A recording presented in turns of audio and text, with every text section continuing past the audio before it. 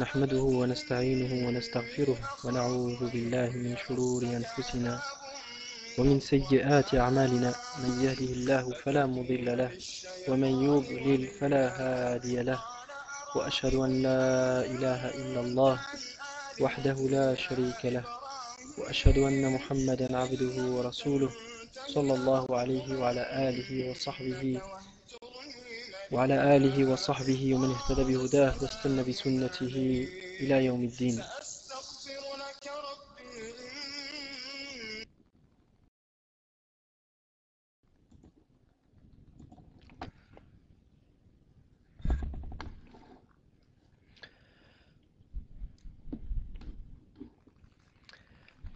أما بعد فإن أصدق الحديث كتاب الله تعالى وخير الهدي هدي محمد صلى الله عليه وسلم وشر الأمور محدثاتها وكل محدثة بدعة وكل بدعة ضلالة. طيب. Donc, est-ce que vous entendez encore la lecture du Coran derrière? طيب. Donc, l'imam Ibn al-Qayyim, rahimahullah ta'ala, Ibn al-Qayyim al-Jawziyya, dit dans son livre Al-Fawaid, la première, donc le premier point qu'il a cité, c'est comment tirer profit du Coran et comment profiter du Coran. Il dit, rahimahullah ta'ala, si tu veux tirer profit du Coran, tu dois le réciter, l'écouter de tout ton cœur, tendre l'oreille et considérer que c'est à toi que s'adresse celui qui parle, qui est Allah. C'est une parole, le Coran est une parole émanant de lui, d'Allah ta'ala, qui t'est adressée et qui a été transmise par son prophète sallallahu alayhi wa sallam. Allah azza wa jal dit: Inna fi dhalika la dhikra liman kana lahu qalbun aw alqa as-sam'a wa huwa shahid. Il y a bien là un rappel pour quiconque a un cœur ou prête l'oreille au verset d'Allah tout en étant éveillé. Ce verset montre de la manière la plus concise, la plus claire et la plus évidente que le plein effet du Coran nécessite 4 choses. Il nécessite 4 choses. Premièrement, l'existence préalable d'une parole influente, qui est ici bien sûr le Coran. Deuxièmement, un réceptacle qui est disposé à accepter cette parole influente. Et ce réceptacle, comme nous allons le voir, est l'oreille. Troisièmement, une condition nécessaire pour que cette parole soit suivie d'effet. Quatrièmement, est la levée de tout obstacle qui empêche justement que le Coran n'apporte son plein effet sur le cœur du croyant. Wa alaykum salam wa rahmatullahi wa barakatuh. Sa parole, la parole d'Allah Ta'ala, Inna fi dhalika la dhikra, il y a bien là un rappel, fait référence à tout ce qui a précédé du début du chapitre de la sourate jusqu'à ce verset. Et c'est là, donc de ce qui a précédé jusqu'à ce verset, c'est sourate Kaf, donc jusqu'au verset 37. Donc, elle fait référence à tout ce qui a précédé du début du chapitre de la sourate jusqu'à ce verset. Et c'est là la parole influente, donc ce qui a précédé, et que nous allons voir, Inch'Allah, au cours prochain. À savoir que le prophète, sallallahu alayhi wa sallam, ça c'est une parenthèse, certaines fois, Yawm al-Jumu'ah, il montait sur le minbar et il lisait Surat Qaf. Et une chose, il est sur le forum Ansar, vous pouvez trouver une audio de Cheikh Abdus Samir, de Cheikh Ahmed Abdus Samir, rahimahullah ta'ala, sur Surat Qaf. C'est une khutbah de Jumu'ah où il a fait l'exégèse et le tafsir de Surat Qaf qui est plus que profitable. Et Cheikh Ahmed Abdus Samir est l'un des plus grands mashayikh d'Ahl Sunnah qui est décédé, rahimahullah ta'ala, en 1993, à peu près, l'an 93. Et c'est l'un des professeurs de Cheikh Madhat Ali Farraj.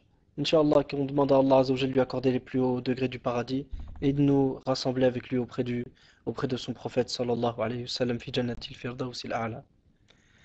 Donc, la parole d'Allah Ta'ala, Inna fi dhalika la dhikra, il y a bien là un rappel, fait référence à tout ce qui a précédé du début du chapitre Qaf, Surat Qaf, jusqu'à ce verset. Et c'est là la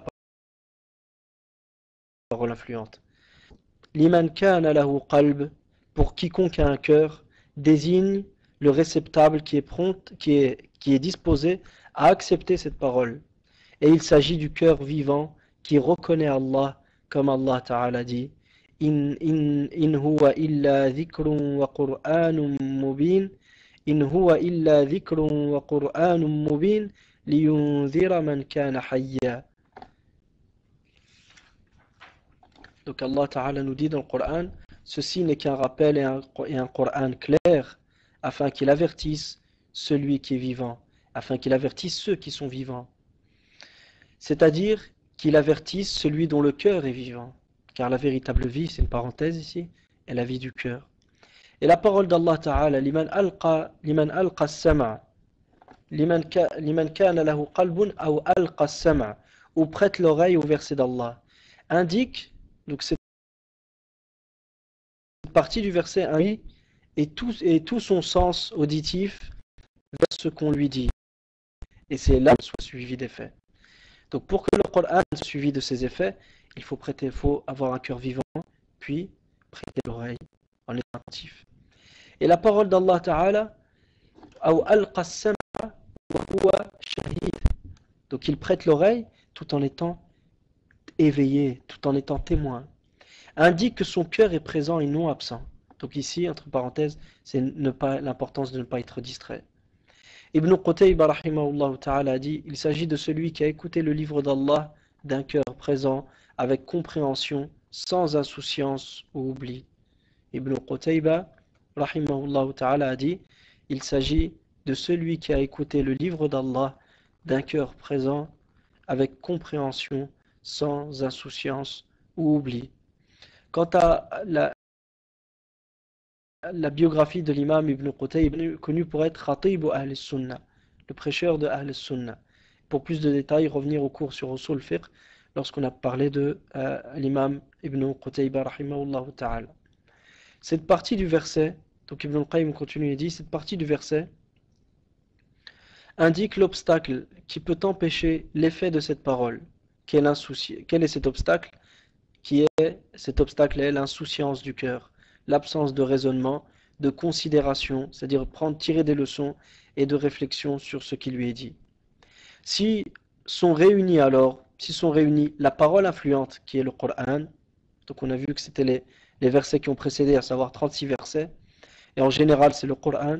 Donc s'ils sont réunis la parole influente, le Coran, un réceptacle disposé à accepter cette parole qui est le cœur. Troisièmement, une condition nécessaire, quelle est-elle? C'est prêter l'oreille. Et quatrièmement, est la levée de tout obstacle.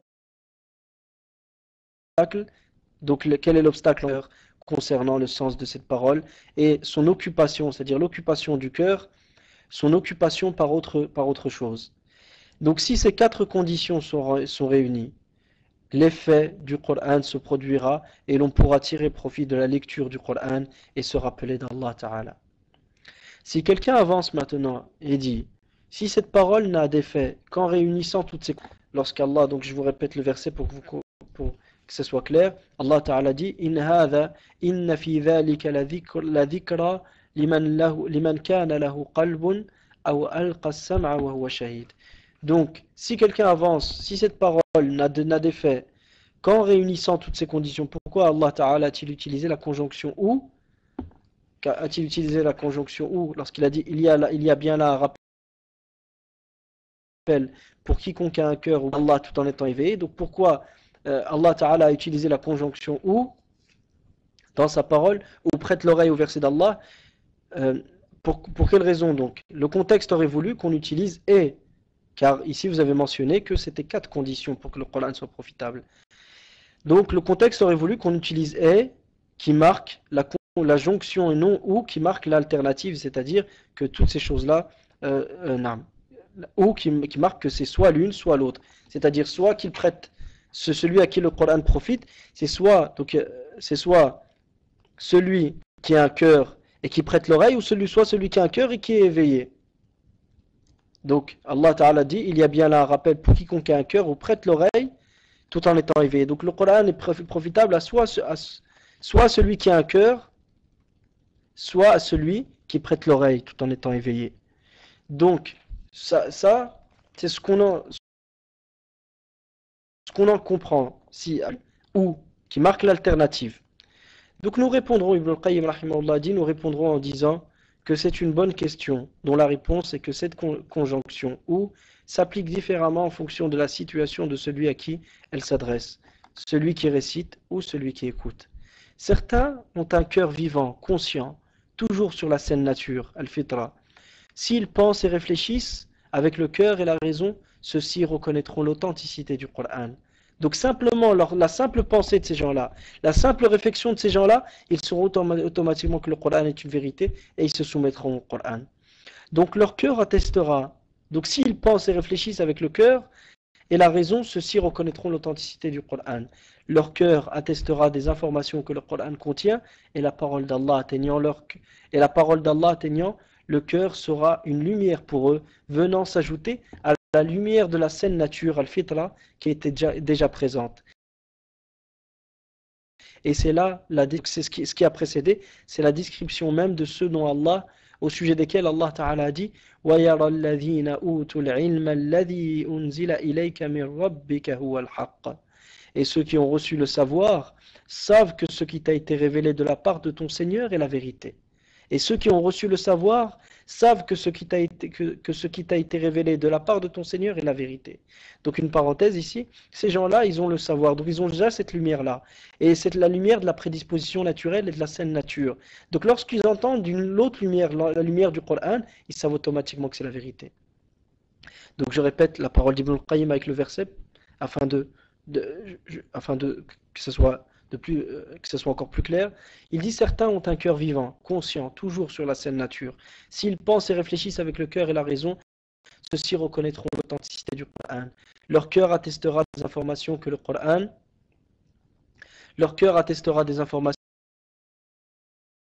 Coran contient, sera une lumière pour eux venant s'ajouter à la lumière de la saine nature déjà présente, al-fitra. C'est la même la description de ceux au sujet desquels Allah Ta'ala dit وَيَرَى الَّذِينَ أُوتُوا الْعِلْمَ الَّذِي أُنزِلَ إِلَيْكَ مِنْ رَبِّكَ هُوَ الْحَقَّ. Et ceux qui ont reçu le savoir savent que ce qui t'a été révélé de la part de ton Seigneur est la vérité. Et Allah Ta'ala dit de même Allahu nuru as-samawati wal-ard مثل نوره كمشكاة فيها مصباح المصباح في زجاجة الزجاجة كأنها كوكب دري يوقد من شجرة مباركة زيتونة لا شرقية ولا غربية يكاد زيتها يضيء ولو لم تمسسه نار يهدي الله لنوره من يشاء ويضرب الله الأمثال للناس والله بكل شيء عليم. Donc Allah Ta'ala dit dans la traduction approximative, Allah est la lumière des cieux et de la terre. Sa lumière est semblable à une chandelle où se trouve une lampe. La lampe est dans un cristal et ce cristal ressemble à un astre brillant.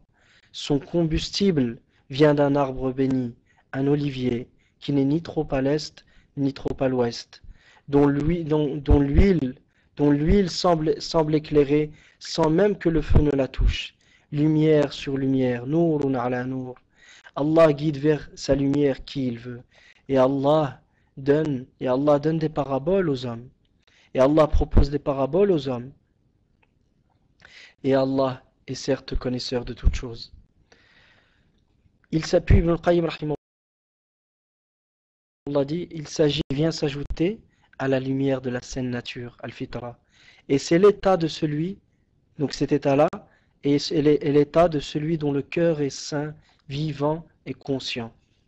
Donc l'état de ce dernier, l'état cité, est celui dont le cœur est sain, vivant et conscient. Nous avons déjà évoqué les secrets et les leçons de ce verset que ce verset contient dans notre livre Ijtima'ul Juyush al-Islamiyya ala Ghazwi al-Mu'attilati wal-Jahmiyya. Celui dont le cœur est vivant lie son cœur au sens du Coran. Donc celui dont le cœur est vivant, il attache son cœur au sens que dégage, au sens que comprend et comporte les versets du Coran. Et les récitera alors par cœur. Et les récitera alors du fond de son cœur, comme s'ils y avaient été gravés. Et il récitera alors les versets du fond de son cœur et de la prunelle de son cœur, comme s'ils y avaient été gravés. D'autres ne sont pas de gens, mais d'autres ne sont pas totalement prêts, n'ont pas une pleine conscience et une vie parfaite du cœur. Ce type d'individu aura besoin d'un témoin qui lui fera distinguer le vrai du faux. Il n'a pas atteint le même degré de vie, de lumière du cœur et de pureté de sa nature saine que celui dont le cœur est vivant et conscient. La voie qu'il doit emprunter alors pour être guidé est d'écouter attentivement la parole d'Allah, de méditer, de réfléchir et raisonner sur ses sens. Ainsi, il saura quelle est la vérité. Ainsi, il saura quelle est la vérité. Je répète, d'autres ne sont pas totalement prêts, n'ont pas une pleine conscience et une vie parfaite du cœur. Ce type d'individu aura besoin d'un témoin qui lui fera distinguer le vrai du faux. Il n'a pas atteint le même degré de vie, de lumière du cœur et de pureté de sa nature saine que celui dont le cœur est vivant et conscient. La voie qu'il doit alors emprunter pour être guidé est d'écouter Allah, de méditer, troisièmement de réfléchir, et enfin et raisonner sur ses sens. Ainsi, par ces quatre choses, il saura quelle est la vérité. Le premier, dont on a parlé, qui a sa nature saine, qui est déjà une lumière, à laquelle s'ajoute la lumière du Coran, donc c'est une lumière sur une lumière, Nourun ala nour. Yahdillahu li nourihi man yasha. Allah guide vers sa lumière qui il veut. Donc le premier est comme celui qui voit de ses propres yeux ce vers quoi on l'appelle et ce dont on l'informe. Le premier est comme celui qui voit de ses propres yeux ce vers quoi on l'appelle et ce dont on l'informe. Le deuxième est comme celui qui connaît avec certitude la véracité de celui qui l'informe, qui est Allah, Azza wa Jal, et dit « ce dont il m'informe me suffit ». Ainsi, il atteint le degré de la foi, l'iman. Mais le premier, c'est comme s'il l'avait vu, c'est comme s'il témoignait de ses propres yeux. Ça, c'était une parenthèse. Lui atteint le degré de la bienfaisance, de la perfection, l'ihsan.